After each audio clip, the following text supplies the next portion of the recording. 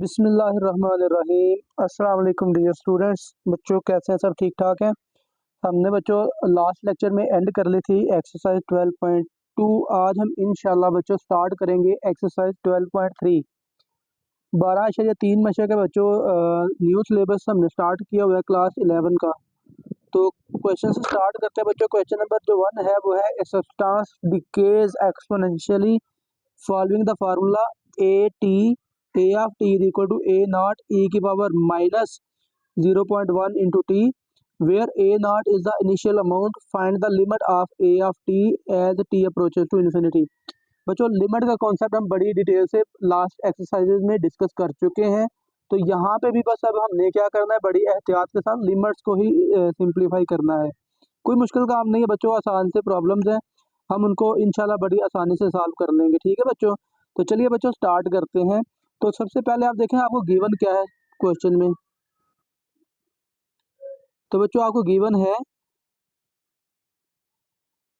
A of T is equal to बच्चों क्या है बच्चों, ए नॉट ई की पावर माइनस 0.1 इंटू टी। ठीक हो गया बच्चों, ये आपको वैल्यू फंक्शन से मैंने एक गिवन है जिसकी आपको कह रहा है कि आपने क्या करनी है, लिमिट एवेल्युएट करनी है as T approaches to infinity, जब टी जो है वो इन्फिनिटी को अप्रोच करता है। तो आसान सी प्रॉब्लम है, बस आपने क्या करना है, लिमिट फाइंड करनी है जब टी इन्फिनिटी को अप्रोच करें। तो चलें बच्चों हम इसको सॉल्व करते हैं। मैं क्या करता हूँ, दोनों तरफ लिख लेता हूँ limit T approaches to infinity, limit T approaches to infinity A of T is equal to बच्चों इधर भी लिखिए limit T approaches to infinity. तो बच्चों मैं यहाँ पे ना राइट साइड पे साथ में एक काम और कर लेता हूँ, ऐसा करता हूँ बच्चों ए नॉट, और अगर आप गौर से देखें तो ई की पावर है नेगेटिव, तो अगर बच्चों हम इसको बटे के नीचे लिख लें, क्या ख्याल है, तो ये आ जाएगी ई की power 0.1 into T, positive power हो जाएगी बटे के नीचे जाके। ठीक है ना। तो अब देखें हमने जो लास्ट एक्सरसाइज में इन्फिनिटी वाले क्वेश्चंस किए थे, वहां पे हमने देखा था कि जो इन्फिनिटी है ना वो बटे के नीचे आए तो हमारे लिए कारआमद है, फायदेमंद है, बटे के ऊपर नहीं आनी चाहिए। तो यहाँ पे देखिए जो टी है वो बटे के नीचे चला गया खुद ही।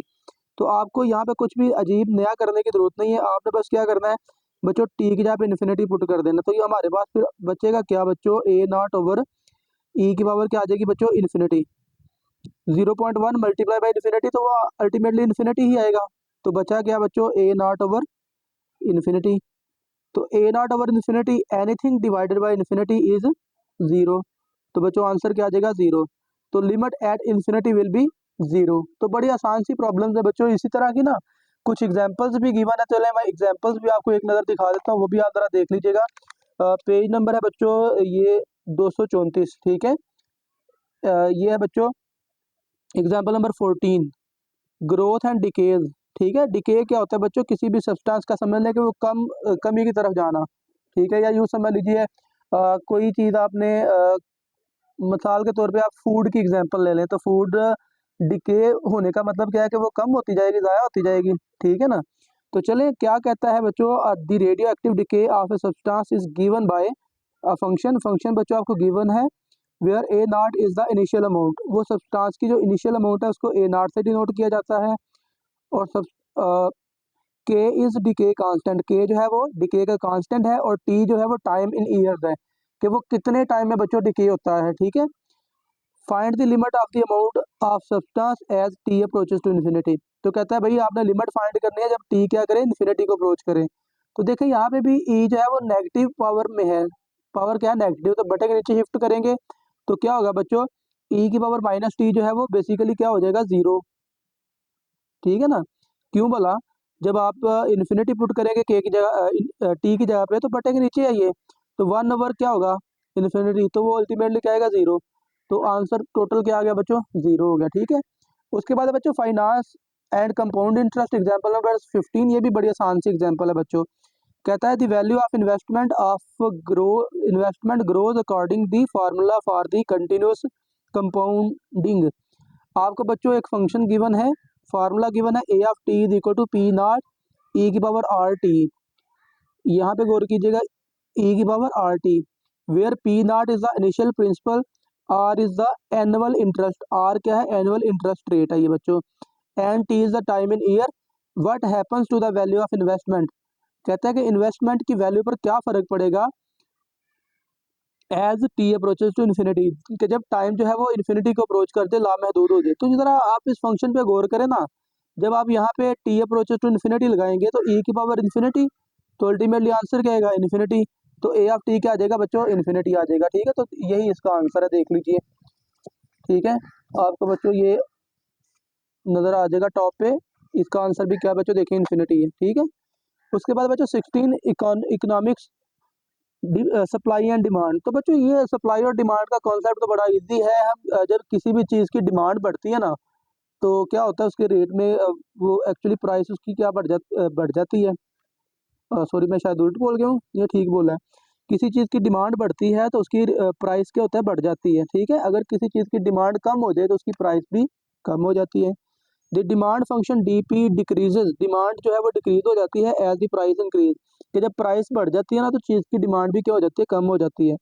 सपोज द डिमांड फंक्शन, बच्चों डिमांड फंक्शन आपको गिवन है, where P is the price in dollars, find the limit of the demand as the price becomes very large, price become very large. मिसाल के तौर पे पी अप्रोचेस टू इन्फिनिटी, कहता है कि प्राइस अगर अनडिफाइंड हो जाए, मतलब कि कीमत इतनी बढ़ जाए, इतनी बढ़ जाए कि नाकाबिले खरीद हो जाए, तो फिर डिमांड पे क्या फ़र्क पड़ेगा। तो बच्चों सिंपल सी बात है, अगर प्राइस इतनी ज़्यादा बढ़ गया तो डिमांड बिल्कुल क्या हो जाएगी, ज़ीरो हो जाएगी फिर। ठीक है ना, यूँ समझ लीजिए क्या कह रहा है, प्राइस आपने इन्फिनिटी को अप्रोच करवानी है, इनफाइनाइट प्राइस रख देनी है। ठीक है, तो देखिए अगर आप इस पर इन्फिनिटी अप्लाई करते हो तो पी की जगह पे आ गया infinity, infinity plus one infinity, तो 100 बटा इन्फिनिटी क्या होगा बच्चों, ज़ीरो। ठीक है, 100 बटा इन्फिनिटी क्या होगा बच्चों, ज़ीरो हो जाएगा। ठीक है, उसके बाद एग्जाम्पल नंबर 7 एस्ट्रोनॉमी से रिलेटेड है बच्चों, क्या कहता है, the apparent brightness B D of a star decreases as the distance. तो कहता है कि स्टार की जो ब्राइटनेस है ना वो डिक्रीज हो जाती है as the distance from the earth increases. तो कहता है कि जो ही स्टार का जो फासला ज़मीन से बढ़ता है ना तो उसकी ब्राइटनेस कम होती जाती है। एक्चुअली ब्राइटनेस कम तो नहीं आप कह सकते, यूँ समझ लीजिए कि जो जो स्टार जो है वो अर्थ से दूर चला जाएगा ना तो उसकी रोशनी हम तक कम पहुँचती है। ठीक है, तो उसकी ब्राइटनेस क्या होगी, उसको वो कह रहा है कि कम होती है।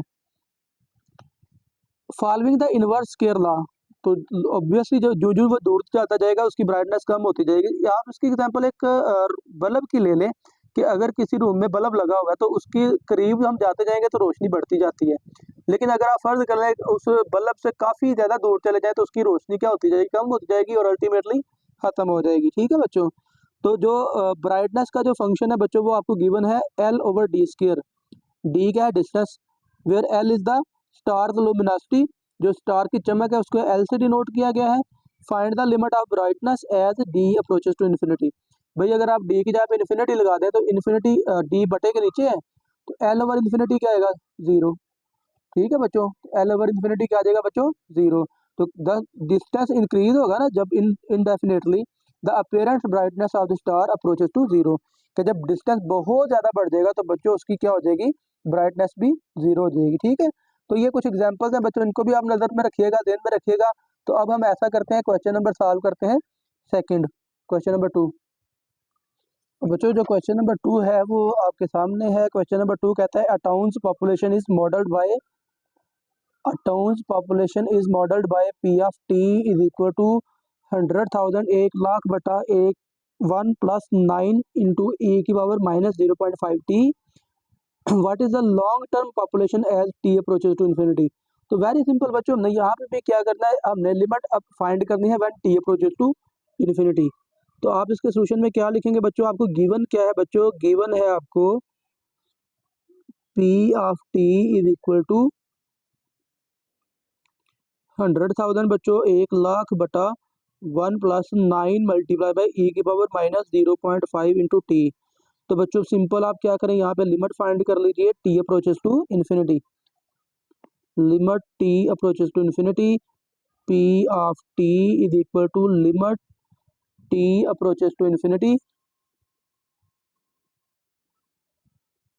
तो ये बच्चों आ गया 100,000 डिवाइडेड बाय 1 प्लस, मैं इसको ना 9 ओवर लिख लेता हूँ, पावर को पॉजिटिव कर रहा हूँ बच्चों, ई की पावर 0.5 टी। ठीक है बच्चों, तो कोई मुश्किल नहीं है, आप इसको बटे के नीचे बटा लिख सकते हो बच्चों। ठीक है, तो this will be equal to क्या होगा बच्चों, हमने क्या करना है टी की जगह पे इन्फिनिटी पुट करना है। तो बच्चों ये आ गया 100,000 डिवाइडेड बाय 1 प्लस 9 ओवर, मैं डायरेक्ट अब इन्फिनिटी लिखने वाला हूँ, ठीक है ना। जब आप टी की जगह पे इन्फिनिटी लगाएंगे तो ई की पावर इन्फिनिटी क्या बनेगी, इन्फिनिटी बच्चों। तो ये बच्चों हमारे पास आ जाएगा 100,000 डिवाइडेड बाय 1 प्लस 0। तो 1 प्लस 0 1 होगा, तो इसका आंसर फिर अल्टीमेटली क्या आ गया बच्चों, 100,000 ही इसका आंसर आ जाएगा, ठीक है बच्चों। तो पॉपुलेशन जो है वो कितनी होगी, 100,000 बच्चों। तो यही इसका आंसर है बच्चों, ठीक है। तो ये होगा बच्चों क्वेश्चन नंबर 2। नेक्स्ट हम इसका पार्ट नंबर करते हैं 3। और बच्चों क्वेश्चन नंबर 3 है, a company's weekly sale in 1000 follow the function. एक कंपनी है बच्चों, उसकी हफ्तावार जो सेल है ना हज़ारों में, तो वो इस फंक्शन को फॉलो करती है। S of T is equal to 500 T over T plus 10। What is the limit of S of T as T approaches to infinity. तो पहला टास्क तो यहाँ पे भी यही है कि आपने क्या करना है बच्चों, लिमिट फाइंड करनी है जब टी इन्फिनिटी को अप्रोच करता है बच्चों, ठीक है। तो हमने लिमिट फाइंड करनी है जब टी इन्फिनिटी को अप्रोच करता है। And what does it represent. तो फिर कहता है कि भाई जब टी इन्फिनिटी को अप्रोच करता है तो जो लिमिट आएगी वो किसको रिप्रेजेंट करती है, वो आपने बताना है, ठीक है। तो चलिए बच्चों पहले तो हम लिमिट फाइंड करते हैं ना इसमें। सोल्यूशन बच्चों गिवन क्या है, गिवन है वीकली सेल्स, ठीक है। गिवन है बच्चों आपको S of T is equal to बच्चों ये है 500 टी, और फिर डिवाइड में क्या है बच्चों, डिवाइड में टी प्लस 10। और आपसे कह रहा है कि आपने इसकी लिमिट फाइंड करनी है जब टी इन्फिनिटी को अप्रोच करता है। तो दिस इंप्लाइज दैट बच्चों आप लिखिए limit T approaches to infinity, S of T is equal to limit T approaches to infinity 500 T divided by T plus 10, ठीक है बच्चों। तो देखिए इन्फिनिटी पे आपने लिमिट एवेल्युएट करनी है, तो बच्चों आसान सा क्वेश्चन है, मुश्किल नहीं है। आपने बस क्या करना है, आपने बच्चों बटे के नीचे से ना बटे के नीचे से आपने क्या करना है बच्चों, टी कॉमन निकाल लेना है। कैसे कॉमन निकालेंगे बच्चों, हम सीख चुके हैं पुराने क्वेश्चंस में। मैं अगर टी यहाँ से कॉमन निकालता हूँ तो एक्चुअली अंदर टी पे डिवाइड करूंगा तो ये आएगा 1 प्लस 10 ओवर टी। ये बटे के नीचे बच्चों हमने काम किया, ठीक है। अब क्या करें, ये वाला टी और ये वाला टी कैंसिल कर दें। देखें ना, पहले अगर आप डायरेक्ट इन्फिनिटी अप्लाई करते तो क्या बनता, इन्फिनिटी ओवर इन्फिनिटी। लेकिन अब देखें कोई मसला नहीं है, आप बच्चों टी की जगह पे इन्फिनिटी लगा सकते हो। तो ये आएगा 500 divided by 1 plus 10 over infinity. तो 10 ओवर इन्फिनिटी क्या बनेगा बच्चों, 0 बन जाएगा। तो ये हमारे पास बच्चों आ जाएगा 500 ओवर 1 प्लस 0। तो आंसर बच्चों क्या आ जाएगा 500, ठीक है। हमारे पास लिमिट एट इन्फिनिटी क्या आ गई 500। अब देखिए आपसे कह रहा था व्हाट डज इट रिप्रेजेंट। अच्छा बच्चों देखें पहले नंबर पे तो देखिए एस ऑफ टी क्या है, एस ऑफ टी है सेल ऑफ वीकली सेल है। ये बच्चों वीकली सेल है हज़ारों में। तो इसका मतलब है कि जब टाइम जो है ना वो वीक्स जो है वो इन्फिनिटी को अप्रोच करेंगे ना, तो 500,000 जो है वो उसकी सेल्स हो जाएगी कंपनी की, ठीक है। तो आप बच्चों लिख सकते हो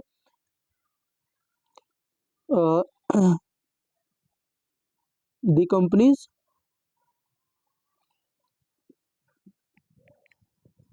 companies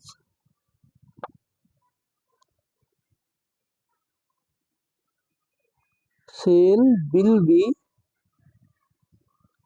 500,000 when the time goes to infinite week।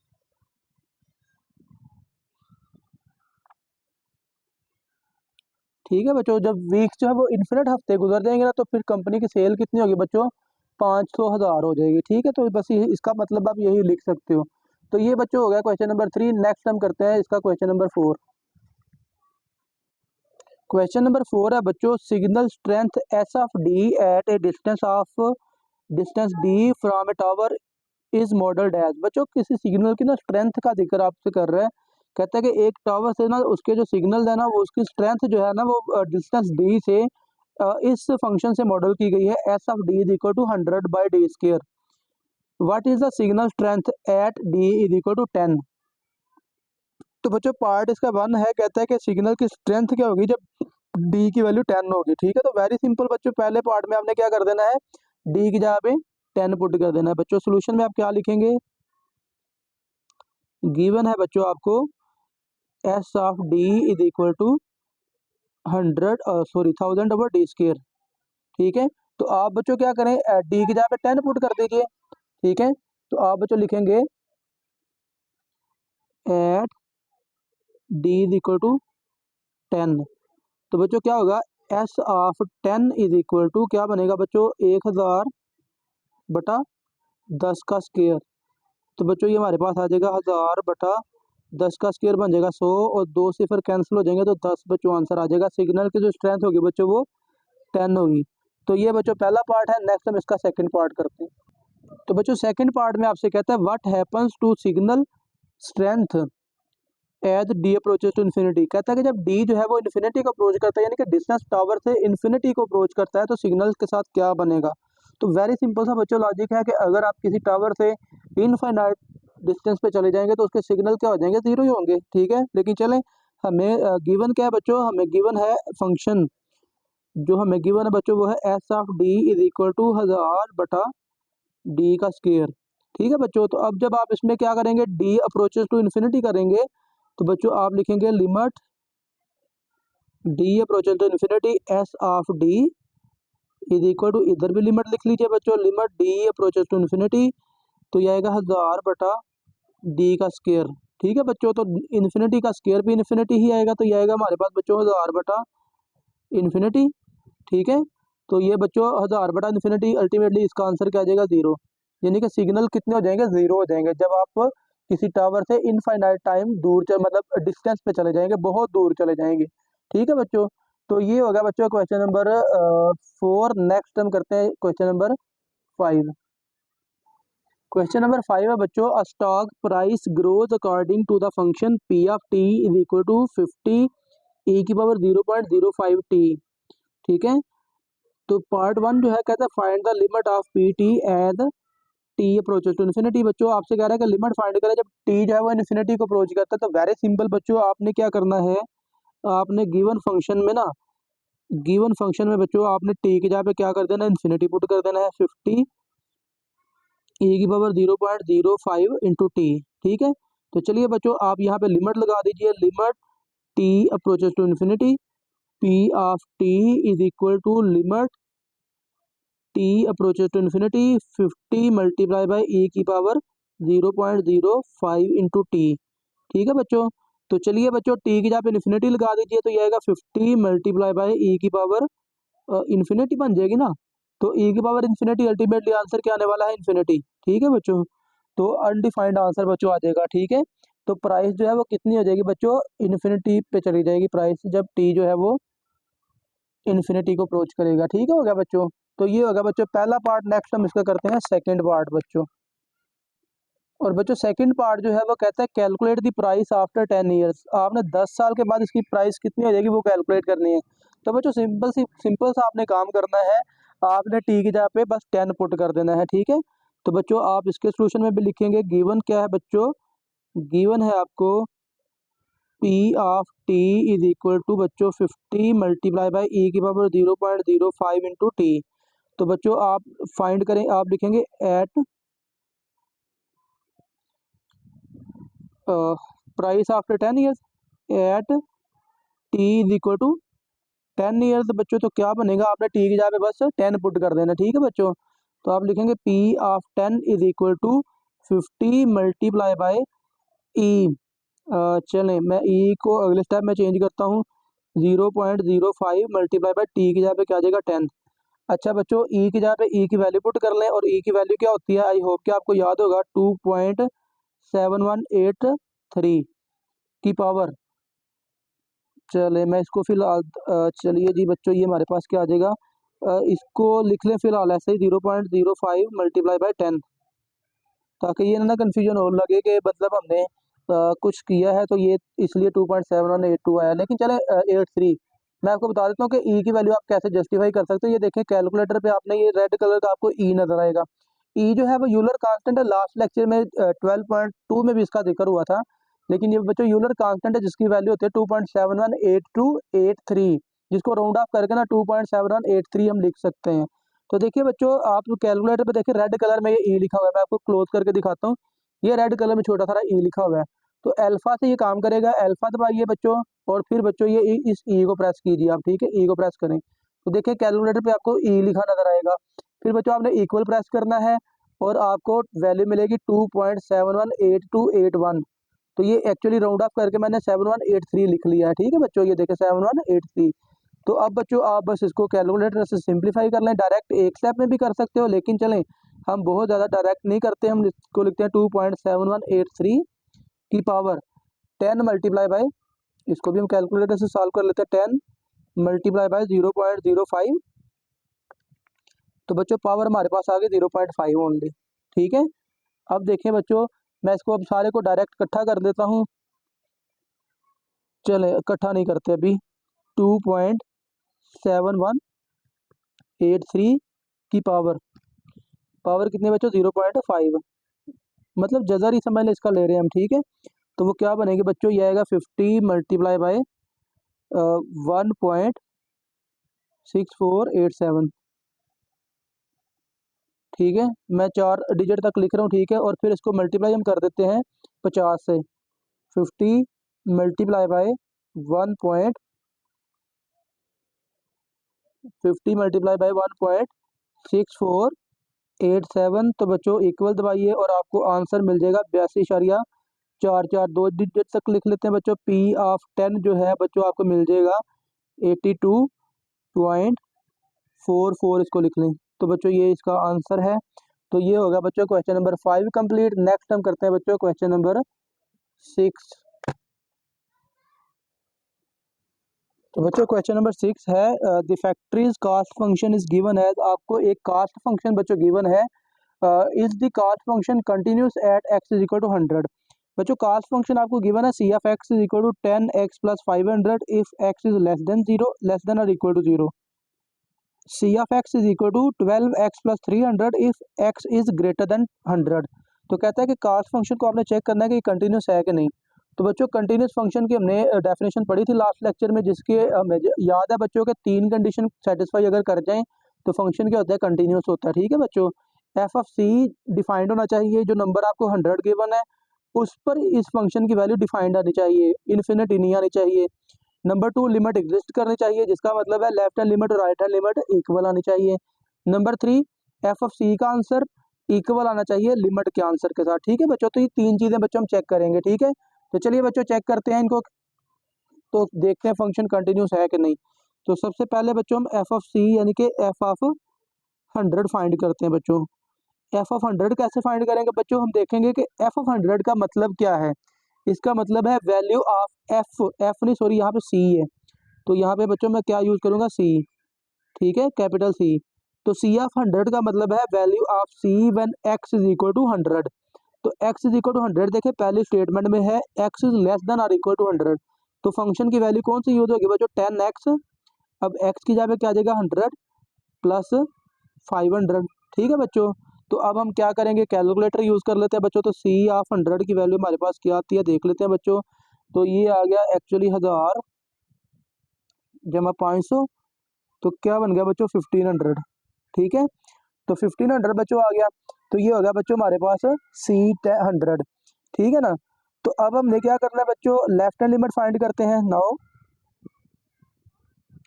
Left hand limit जो होगी बच्चों वो क्या होगी, लिखने का तरीकाकार, लिमिट एक्स अप्रोचेस टू 100 किसकी, लेफ्ट साइड से सी ऑफ एक्स के लिए इज इक्वल टू बच्चों यहाँ पे भी लिखेंगे लिमिट एक्स अप्रोचेस टू 100, ऊपर छोटा सा नेगेटिव का साइन जो लेफ्ट हैंड लिमिट को रिप्रेजेंट करता है। फंक्शन की वैल्यू कौन सी लिखेंगे, अब लेफ्ट हैंड लिमिट है जिसका मतलब क्या है x लेस देन 100। तो x लेस देन 100 देखे टॉप पे है, तो यहाँ पे क्या आएगा 10x प्लस 500। तो बच्चों बस आपने क्या करना है x की जगह पे 100 पुट करना है, इसका मतलब भी वही हम जानते हैं। तो चलिए बच्चों मैं यहाँ पे क्या करता हूँ, x की जगह पे 100 पुट करता हूँ, तो क्या बनता है देख लेते हैं अभी। तो ये बच्चों कुछ हमारे पास यूँ आएगा, this implies that left hand limit हम फाइंड बच्चों कर रहे हैं x approaches to 100 from left side, किसके लिए, सी ऑफ एक्स के लिए बच्चों। तो राइट साइड पे क्या है, राइट साइड पे बच्चों हमारे पास आ जाएगा 10 इंटू 100 प्लस 500। तो बच्चों हम जानते हैं ये तो आएगा 1000 जमा 500, तो ये कितना आ जाएगा बच्चों, 1500 आ जाएगा, दैट इज इक्वल टू 1500। ठीक है, अब बच्चों क्या करेंगे, नेक्स्ट हमने क्या करना है, राइट हैंड लिमिट फाइंड करनी है। ठीक है बच्चों, एंड राइट हैंड लिमिट क्या होगी बच्चों, उसके लिए लिखना है लिमिट एक्स अप्रोचेस टू 100 और ऊपर छोटा सारा पॉजिटिव का सिंबल, किसके लिए, सी एफ एक्स के लिए, limit X approaches to 100 right hand side से बच्चों। तो अब देखें, आपने राइट हैंड लिमिट के लिए फंक्शन की कौन सी वैल्यू पिक करनी है, तो बच्चों फंक्शन की वैल्यू आप वो पिक करेंगे जहाँ पे एक्स ग्रेटर देन 100 होगा, तो वो देखें नीचे वाली वैल्यू में है, तो ये आएगा 12x प्लस 300। ठीक है बच्चों, तो अब बस आपने क्या करना है, एक्स की जगह पे 100 पुट कर देना बच्चों, 12 इंटू 100, ठीक है, प्लस 300, तो ये बच्चों आ गया 1200 जमा 300, तो बच्चों ये कुल मिलाकर कितना बनेगा, 1500 ही बनेगा, ये भी ठीक है ना। तो देखिए लेफ्ट हैंड लिमिट भी 1500 आई है, राइट हैंड लिमिट भी 1500 आई है, तो चूंकि लेफ्ट हैंड लिमिट और राइट हैंड लिमिट इक्वल आई है, तो इसका मतलब क्या है बच्चों, लिमिट एग्जिस्ट कर रही है और दूसरी कंडीशन भी सेटिस्फाई कर रही है। ठीक है, तो आप लिखें सिंस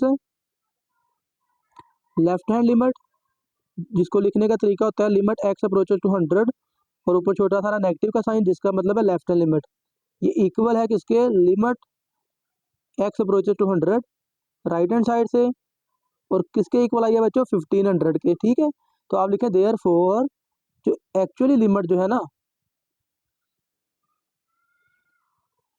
एफ ऑफ एक्स, और सॉरी एफ नहीं सी ऑफ एक्स बच्चों, ये एग्जिस्ट करती है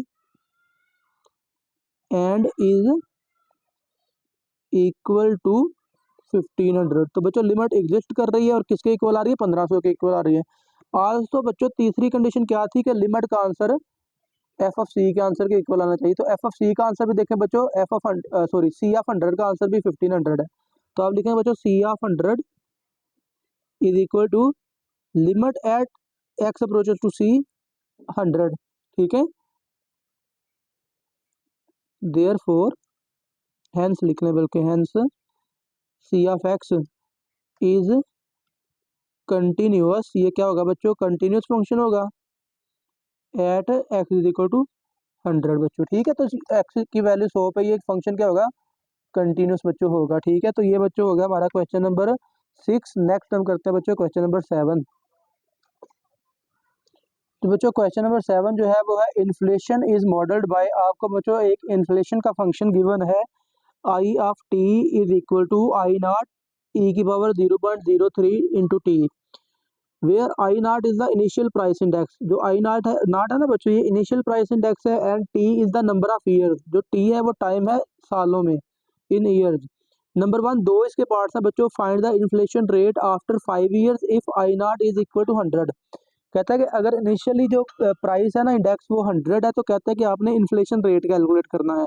तो व्हाट इज इन्फ्लेशन रेट, उस पर बच्चों पहले बात कर लेते हैं। चले बल्कि उससे पहले ना जरा इस सिनेरियो को अंडरस्टैंड करते हैं बच्चों। आपको समझ लें कि पहले पार्ट में एक तो टी की वैल्यू गिवन है 5 ईयर्स और एक आई नॉट गिवन है 100। तो बच्चों आप जरा इसको यूज करके आप यूज करके जरा प्रॉब्लम को सॉल्व कीजिए, क्या बनता है बच्चों। तो आप इसके सोल्यूशन में पहले लिखेंगे,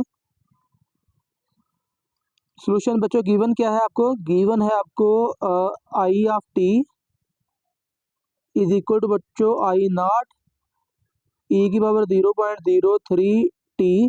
ठीक है बच्चों, एंड बच्चों टी गिवन है बच्चों, आपको क्या गिवन है, 5 ईयर, और उसके बाद बच्चों क्या गिवन है, आई नॉट इज इक्वल टू 100। तो चले बच्चों पहले आप टी इज इक्वल टू 5 पे इसको फंक्शन को कैलकुलेट करें क्या बनता है। अच्छा आप बच्चों सिंपल क्या करेंगे, टी की जगह पे 5 पुट कर देंगे और आई नॉट की जगह पे 100। तो बच्चों दिस इम्प्लाइज दैट आप लिख लेंगे I of 100 is equal to I naught की जगह पे 100 आ गया, और सॉरी आई ऑफ 5 आएगा यहाँ पे, 100 नहीं 5 है। ठीक है, 100 ई की पावर 0.03 इंटू टी की जगह पे क्या आएगा बच्चों, टी की जगह पे 5 आ जाएगा। ठीक है, तो चलिए बच्चों ये मेरे पास आ जाएगा आई ऑफ 5 इज इक्वल टू 100 और ई की जगह पे क्या आएगा 2.7183, और 0.3 को 5 से मल्टीप्लाई कर लें, 0.03 को 0.03 मल्टीप्लाई बाई 5, तो ये बच्चों हमारे पास क्या आ जाएगा 0. 0.15। ये पावर बच्चों क्या आ गई 0.15। तो बच्चों इसको आप 2.7182 की पावर सॉल्व कर लीजिए, तो this implies that I5 is equal to आ गया 100 मल्टीप्लाई बाय 2.7183 की पावर क्या है बच्चों 0.15। ठीक है बच्चों, तो ये हमारे पास क्या आ जाएगा 1.16 और 18। ठीक है, तो आप बच्चों इसको मल्टीप्लाई बाय 100 कर लें, 1.1618 मल्टीप्लाई बाय 100। तो ये बच्चों हमारे पास क्या आ जाएगा, ये आ जाएगा 116.18 बच्चों। तो ये हमारे पास बच्चों इन्फ्लेशन का रेट है, इन्फ्लेशन आई है आफ्टर 5 ईयर्स। तो आप यूँ समझ लें कि पहले जो इन्फ्लेशन रेट था वो 100 था इनिशियली, और 5 साल के बाद वो बन गया 116.18। ठीक है बच्चों, तो आपसे कह रहे हैं कि आपने रेट कैलकुलेट करना है, इन्फ्लेशन का रेट मतलब कितने परसेंट ये इंक्रीज हुई है। तो वैसे तो एक चीज़ क्लियर आपको नज़र आ रही है कि मतलब पहले 100 थी, अब 116 हो गई है, तो तकरीबन 16% इंक्रीज हुई है। लेकिन चले इसको हम मैथमेटिकल कैसे कैलकुलेट करेंगे। तो बच्चों जो इन्फ्लेशन रेट होता है ना, ये इक्वल होता है current year CPI minus previous year CPI divided by previous year CPI multiply by 100। ये इन्फ्लेशन रेट को कैलकुलेट करने का बच्चों फार्मूला है। ठीक है, ये आपने याद रखना है, current year CPI minus previous year CPI divided by previous year CPI, ये दोनों चीज़ें सेम है, मल्टीप्लाई बाय 100। या इसको देखिए मैंने आसान अल्फाज में भी लिखा है IF, जो मतलब हमने फाइनल जो हमने इन्फ्लेशन कैलकुलेट किया, जैसे हमने यहाँ पे 5 साल बाद की है। और आई नॉट क्या है, इनिशियल जो सीपी है, इनिशियल जो इन्फ्लेशन है, और डिवाइडेड बाय सेम वही है ना जहाँ पे देखें, मल्टीप्लाई बाय 100। फाइनल इन्फ्लेशन में से इनिशियल इन्फ्लेशन को माइनस कर ले और डिवाइड कर दे इन्फ्लेशन से, इनिशियल से मल्टीप्लाई कर दे 100 से बच्चों, तो आपको इन्फ्लेशन का रेट मिल जाएगा। ठीक है, परसेंटेज में। जबकि सीपीआई यहाँ पे बेशक ना ब्रैकेट लगा के ना परसेंटेज भी लिख लीजिए। चलो यहाँ पे मैं परसेंटेज भी लिख देता हूँ। ठीक हो गया बच्चों। तो सीपीआई क्या है, ये कंज्यूमर प्राइस इंडेक्स होता है बच्चों। ठीक है, तो चलिए बच्चों हम फिर क्या करेंगे, हम नाउ कैलकुलेट करेंगे inflation rate. Now inflation rate बच्चों ये हमारे पास किसके इक्वल आ जाएगा, ये बच्चों इक्वल आ जाएगा फाइनल क्या है I5 माइनस I0 जो कि इनिशियल थी divided by I0 multiply by 100% बच्चों। ठीक है, तो चलिए बच्चों आप इसको सिंप्लीफाई कर लीजिए। तो इन्फ्लेशन रेट हमारे पास क्या आएगा, this implies that inflation rate is equal to हमारे पास यह है 116.18 minus 100 divided by 100 multiply by 100%। ठीक है, तो चलिए 100 से 100 कैंसिल हो गया, तो ये आ गया बच्चों, तो बच्चों ये आ जाएगा 116.18 माइनस 100, तो ये 16.18 आ जाएगा ना। तो इन्फ्लेशन रेट बच्चों हमारे पास फिर आ जाएगा, this implies that inflation rate is equal to 16.18% बच्चों। तो ये हमारे पास इन्फ्लेशन रेट आ गया बच्चों। इसका एक्चुअली प्रॉब्लम का मतलब पता है क्या है, आपसे ये कह रहा था कि अगर एक जो प्रोडक्ट है ना कोई, वो इनिशियली 100 रुपये की थी पहले, ठीक है, अब वो उसका रेट हो गया 5 साल के बाद 116, तो कहता है कि महंगाई इसकी कितनी महंगाई बढ़ी है, तो वो हमने कैलकुलेट की है, तो वो बच्चों बढ़ी है हमारे पास 16.18% बच्चों। ठीक हो गया, तो ये हो गया बच्चों इसका पहला पार्ट। नेक्स्ट हम फटाफट से इसका सेकंड पार्ट भी कर लेते हैं। तो बच्चों सेकंड पार्ट जो है वो कहता है what is the expected price index after 10 years. तो 10 साल में जो प्राइस इंडेक्स है वो कितना होगा। बस सिंपल आपने क्या करना बच्चों, टी की जगह पे 10 पुट कर देना है। ठीक है, तो सोल्यूशन में बच्चों क्या लिखेंगे आप, गिवन है आपको आई ऑफ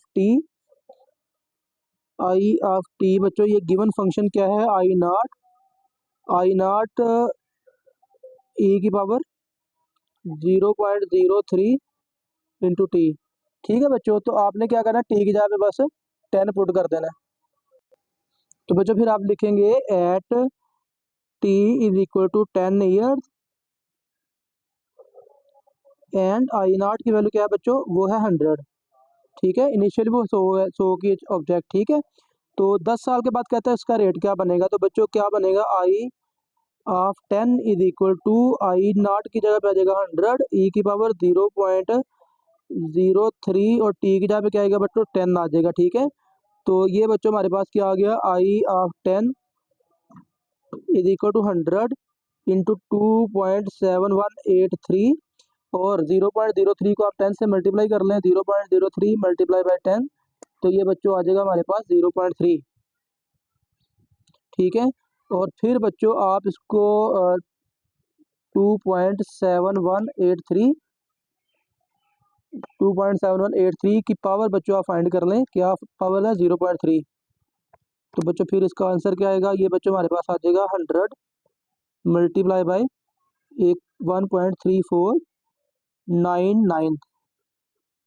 ठीक है, राउंड ऑफ कर दिया मैंने 4 डिजिट। ठीक है, तो फिर इसको मल्टीप्लाई कर दें 100 के साथ, 100 मल्टीप्लाई बाई 1.3499। ठीक है बच्चों, तो ये हमारे पास आ जाएगा, this implies that I 10 is equal to 134.99। बच्चों तो ये इसका आंसर आ गया। तो समझ लें कि 10 साल के बाद उसकी एक्सपेक्टेड प्राइस जो है ना 134.99 बन जाएगी। ठीक है, पहले इनिशियली वो ऑब्जेक्ट 100 पे था, 5 साल के बाद वो बच्चों 16% इंक्रीज हुआ और उसकी प्राइस क्या बन गई थी 116.18। अब जो 10 साल के बाद उसकी कीमत होगी ना वो 134.99 बच्चों हो जाएगी। ठीक है, तो ये बच्चों हो गया क्वेश्चन नंबर 7 हमारा कंप्लीट। नेक्स्ट फाइनल क्वेश्चन है क्वेश्चन नंबर 8 बच्चों, फटाफट से वो भी सॉल्व कर लेते हैं। तो बच्चों क्वेश्चन नंबर 8 है, the cost to produce X units is. तो बच्चों कोई किसी चीज़ के एक्स यूनिट्स को ना प्रोड्यूस करने की जो कॉस्ट है वो है C of x is equal to 5x plus 20 if x is less than और इक्वल टू 10। जब वो उस ऑब्जेक्ट की उस प्रोडक्ट की जो अमाउंट है वो 10 या 10 से कम होती है ना तो उसका खर्चा इतना आता है।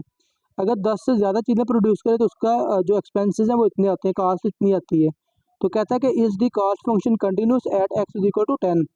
तो ये क्वेश्चन नंबर 6 ही है एग्जैक्टली। ठीक है, बस आपने कंटिन्यूटी डिस्कस करनी है कि फंक्शन कंटिन्यूस है कि नहीं। ठीक है बच्चों, तो सोल्यूशन में सबसे पहले आपने क्या करना है, वही 3 तो कंडीशन आपने सेटिस्फाई करवानी है बच्चों। तो पहली कंडीशन क्या थी, एफ ऑफ सी, यानी कि यहाँ पे क्या होगा सी of 10।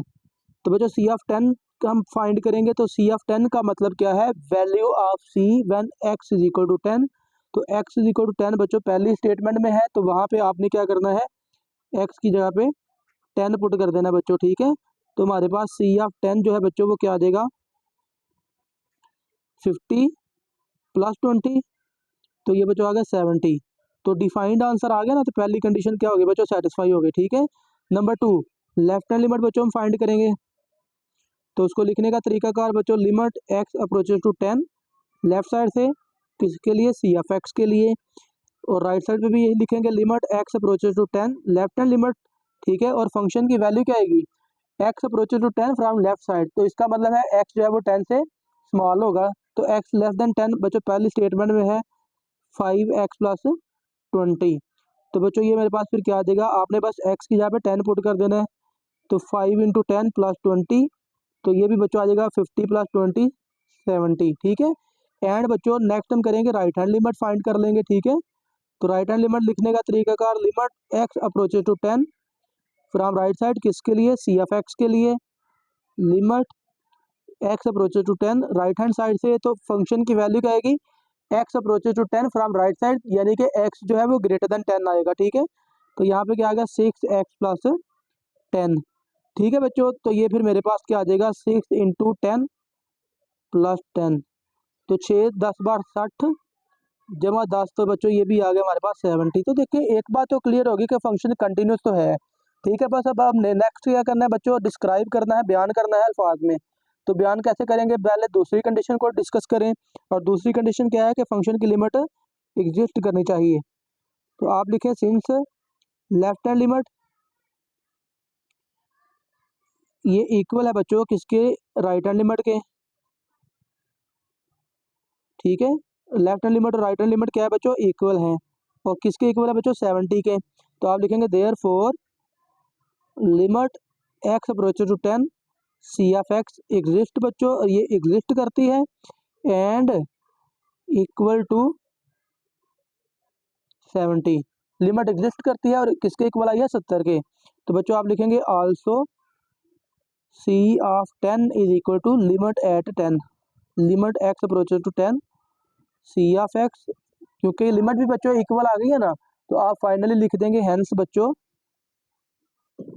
Hence C of x is continuous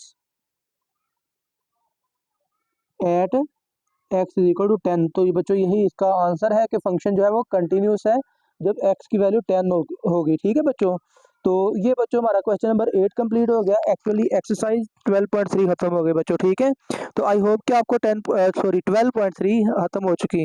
I hope कि आपको बच्चों सारे क्वेश्चन की समझ लग गई है। फिर भी बच्चों आपको किसी क्वेश्चन में डाउट है तो बच्चों कमेंट सेक्शन में लाजमी बताइएगा बच्चों। तो वीडियो को अपने दोस्तों के साथ आपने लाजमी शेयर कर देना है और चैनल को लाजमी सब्सक्राइब कर दीजिएगा। आप सबका बहुत शुक्रिया बच्चों। अल्लाह हाफिज़।